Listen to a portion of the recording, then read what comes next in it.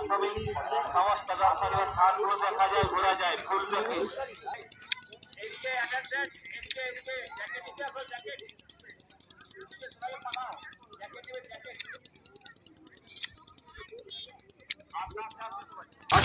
আমরা ঘুরে আসছি ই রিক্সা, অটো এবং ইজি ভ্যানের মাধ্যমে।